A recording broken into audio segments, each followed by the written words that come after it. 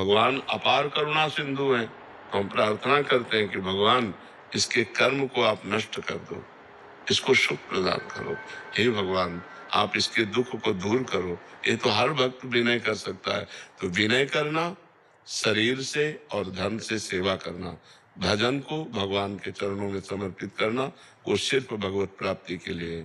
हमारा जन्म साधन धाम मोक्ष कर द्वारा, हम भगवत प्राप्ति के लिए भजन करते हैं। और दूसरी बात, सब में भगवान है, सब रूपों में भगवान है। तो जब कोई दुखी हो तो देखो भगवान दुख की लीला कर रहे हैं। तो हमसे जो बन सके हम तन मन धन से सेवा कर दें, लेकिन भजन भगवान को दें।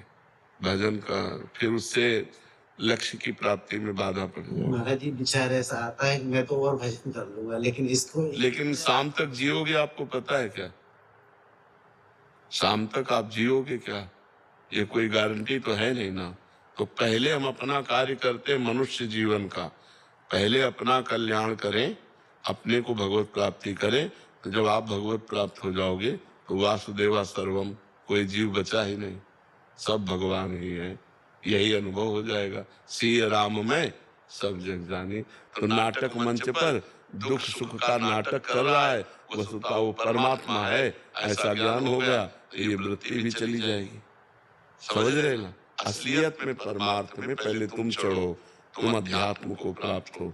तो जब तुम्हारा चश्मा बदलेगा तो सर्वम खलमिदम ब्रह्म, सब ब्रह्म विराजमान है। तो दुख सुख का कोई खेले नहीं है। माया में दुख सुख है। जैसे स्वप्न में दुख सुख होता है तो जागृत में मिट जाता है, ऐसे ही जागृत का दुख सुख ज्ञान में मिट जाता है।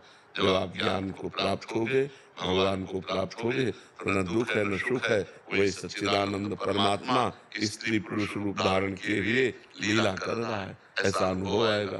तो अपने भजन को भगवान को समर्पित करो।